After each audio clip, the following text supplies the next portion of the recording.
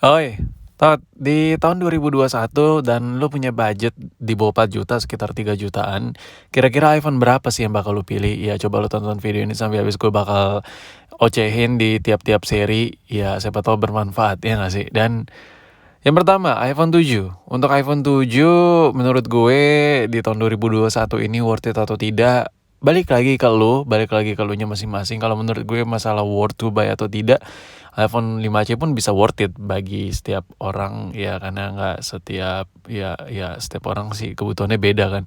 Nah, untuk iPhone 7 sendiri, lu bisa lihat di sini launch di 2016 September, bulan September tanggal 7.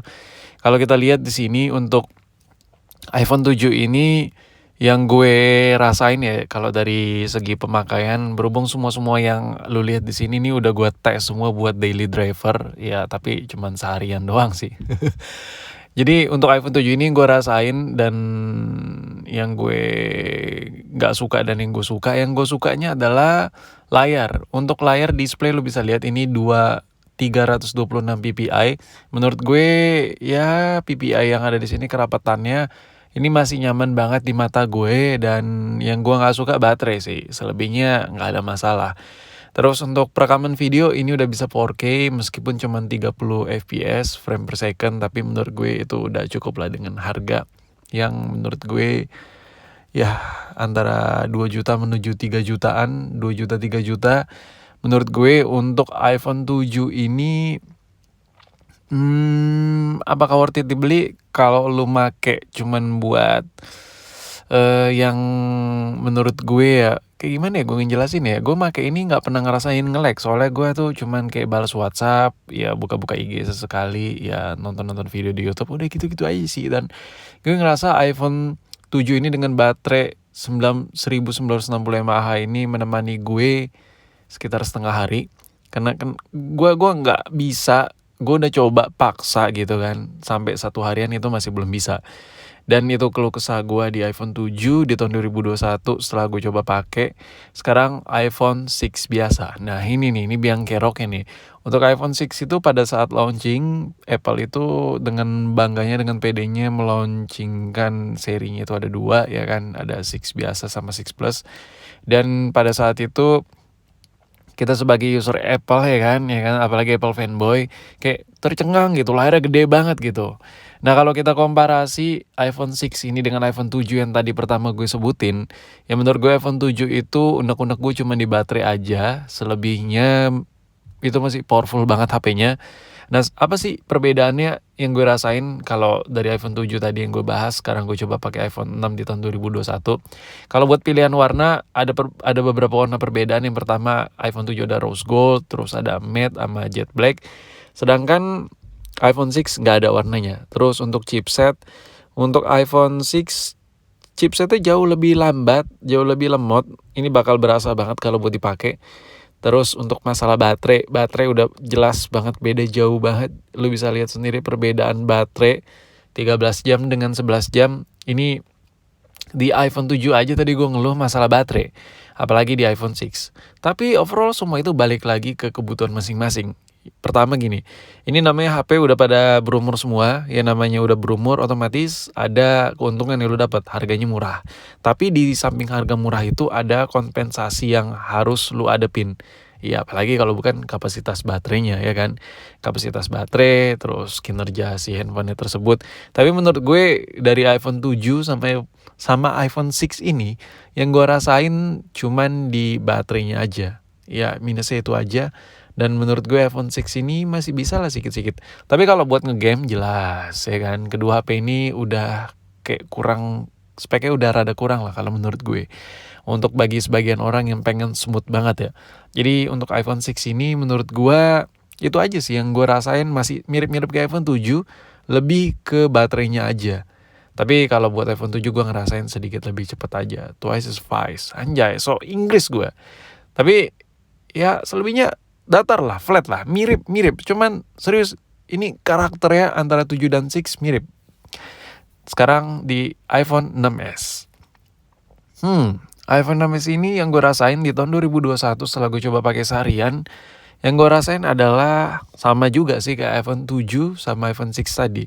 Cuman gini, perbedaan yang signifikan itu gue rasain itu di apa ya, kalau gue coba bandingin ya antara 6 ke 6S. Kenapa?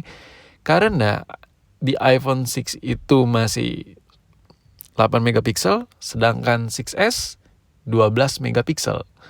Lalu bisa lihat sendiri di sini, ini perbedaannya cukup signifikan banget. Jadi gue coba maksimalin pemakaian harian gue dengan tipikal rata-rata kayak gue make pada umumnya. Sorry, gue bukan anak gamers banget, tapi gue bisa merekomendasiin lu buat ngegame itu minimal di iPhone 8. Kalau buat nyaman banget ya, bisa. Untuk iPhone 7 masih bisa, iPhone 6 masih bisa, 6 Plus bisa, 6S Plus bisa, 7 Plus bisa. Cuman gue lebih rekomendasiin antara 8 dan 8 Plus. Nah, yang gue rasain perbedaan yang paling signifikan di iPhone 6 sama 6S adalah kamera. Jadi di antara semua HP yang gue coba, yang paling beda banget kelihatan downgrade-nya itu di 6. Jadi untuk iPhone 6 itu ada beberapa yang gue rasain beda banget sama iPhone yang lain yang gak gue sebutin. Kalau dari iPhone 7 ke 8, oke lah. Dari iPhone 6S ke 7, oke lah. Dari iPhone 6S ke 8 masih oke lah untuk urusan kamera. Karena di iPhone 6S itu dia udah bisa ngerekam 4K, sedangkan iPhone 6 ya borok lah ya kan, kameranya aja masih 8. Jadi gue ngerasain banget perbedaan khusus di iPhone 6 doang, kayak ngerasa gimana gitu. Nah ini nih biang keroknya nih. Kalau lu punya budget sekitar 3 jutaan, hampir menyentuh 4 juta bahkan 4 jutaan, ini adalah iPhone yang menurut gue worth to buy. Kenapa?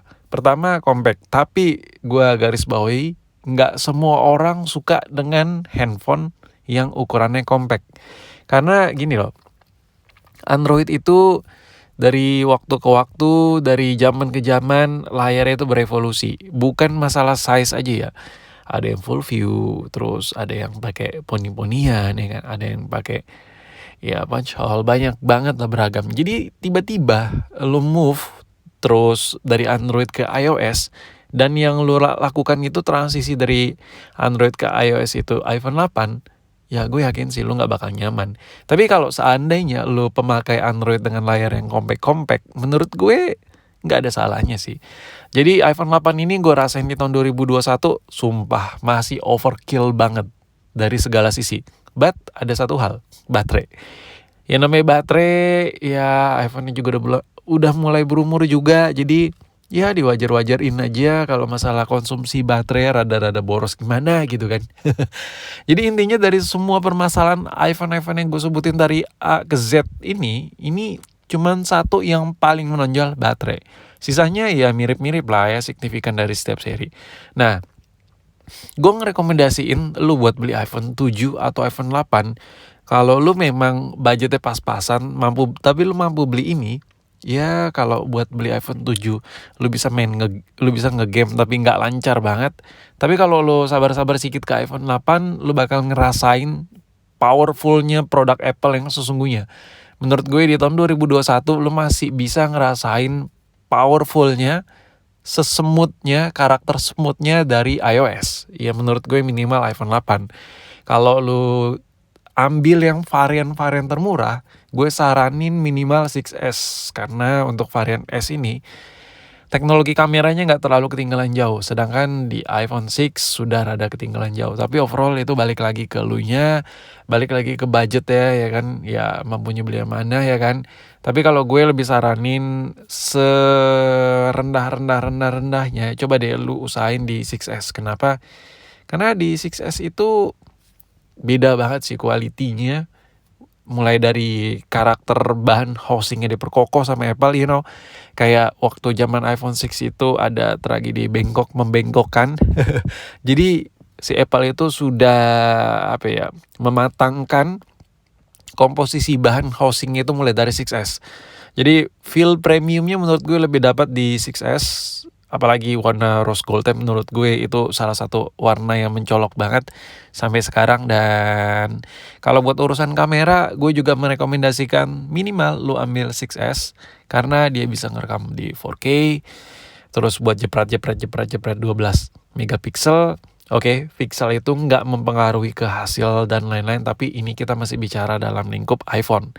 Kalau kita bandingkan dengan iPhone yang 8 ya jelas bagus iPhone yang 12 ya kan. Beda sama 8 yang Android dengan 12 ya iPhone. Itu ya beda tempat lah. Jadi intinya kalau lu pengen ngambil yang minimal minimalnya, anjay bacot gak jelas gue. Minimal lu ngambil di iPhone 6s. Iya, semua yang ada 6s di 6s itu sebenarnya sudah terkesan jadul. Tapi kalau gue pikir-pikir dan setelah gue coba di tahun 2021, ini masih bisa beradaptasi, masih bisa mencoba menjadi lebih baik ketimbang Android yang harganya udah sama dengan harga iPhone bekasnya pada saat lo beli sekarang. Oke, mungkin itu aja review gue mengenai semua iPhone yang menurut gue masih worth it di budget di bawah 4 juta di tahun 2021. Tapi kalau lo bingung mau nyari HP di mana atau mau beli iPhone di mana, gue promosi sedikit lah ya.